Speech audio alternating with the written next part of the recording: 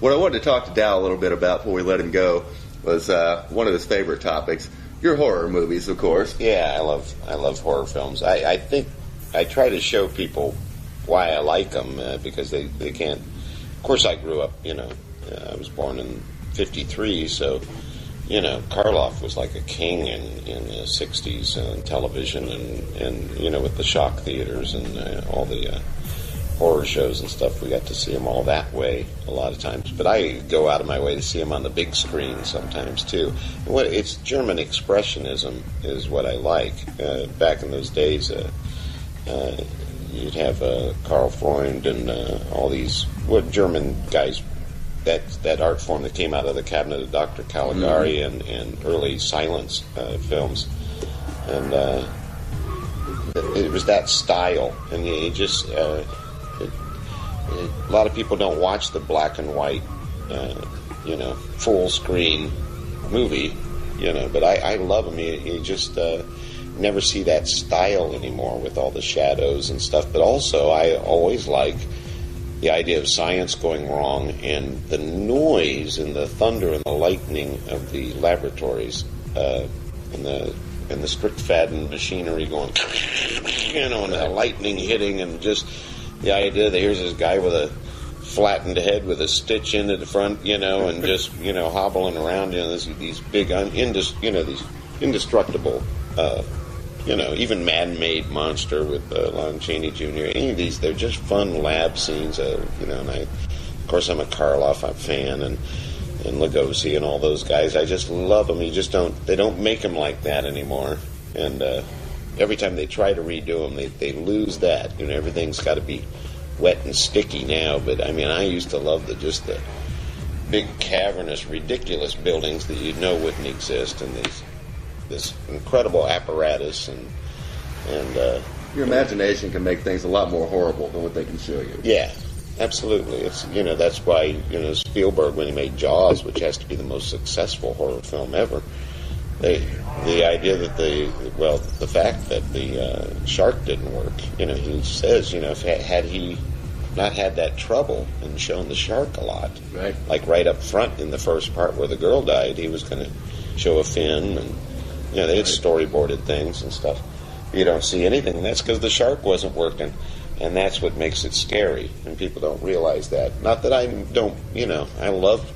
Like the new, I like John Carpenter's The Thing and stuff like that. So I don't mind graphic and seeing everything and horrifying stuff. I'm just saying that you can watch the old The Haunting, the Robert Wise one with my favorite film. Yeah, Julie Harris. Yeah, that Robert Wise is one of my favorite directors. He did The Body Snatcher with Karloff and Lugosi, a Val Lewton film, and he was an editor for Citizen Kane and things like that, and then he went on to directing. His first film was, I think, Curse of the Cat People for Val Lewton. And then Robert Wise gave us The Day the Earth Stood Still, The Andromeda Strain, he did that. But he's got a good back record. Just The Body Snatcher and The Haunting alone are probably two of the best horror films you could ever watch. He's great at taking nothing and turning it into something. Yeah, here's a guy that won Academy Awards for what? Sound of Music and West Side Story. See, that's how good he is, though. When he gets on to something, even Audrey Rose is a Robert Wise film, so if you look at all Robert Wise's work, you just go, wow, this is, an incredible amount of genre work. I, of course, like Bernard Herrmann's film scores. I have collections of that. And still have them on LPs. I've got them on CDs. I even have a 24 karat gold CD. That I have at home of Bernard Herrmann's scores. He's the kind of guy that can put music into the Ray Harryhausen films and the Hitchcock films. Those are all by Bernard Herrmann. So if you watch, the music from Psycho or Twilight Zone, yes, right. Just Vertigo's wonderful score, but just absolutely. That's the kind of stuff I like about horror films. It's the guys that do it right. They know how to add that chill and stuff, and you can't take your eyes off the films a lot of times. For me, So I've been a big fan of, really, I guess I would have to say, Universal horror, the old Universal horror And like I say, obviously John Carpenter's The Thing I thought was really good. Like Rob Botton's works in that. And there's all kinds of things like that. So Universal's still making good horror films. But I think what was neat about the old ones was they didn't do anything with the book. It was just, the title was just suggested. You know what I mean? Right. You'd watch The Black Cat with Lugosi and Karloff. And there's a, Edgar C. Ulmer film, I believe. It was, But just a wonderful film. Even to this day, it stands up and looks modern and new because of the set designs and stuff. But, here we are. We have a man get skinned alive in this. We have corpses. He's sleeping with Lugosi's daughter. He's remarried her. They're sacrificing. They based it on kind of Aleister Crowley, people's nightmares and fears of the world's wickedest man kind of thing. So he's a devil worshiper, and he has all his cult in there. I mean, it just has nothing to do with Poe's The Black Cat. But they would go, Edgar Allan Poe's The Black Cat, and watch the old Karloff and Lugosi one, and it's really good. So when we did our Scary Camp show here in Dayton a few years back, and Sid Haig was a guest, and I asked him if there's any film he'd like to introduce, thinking he'd come up with a Sid Haig film. Now he wanted to introduce The Black Cat. Yeah, that is one of those that still to this day you can watch it. I mean, it's unfortunate that studios at that time would put in a little comedy relief.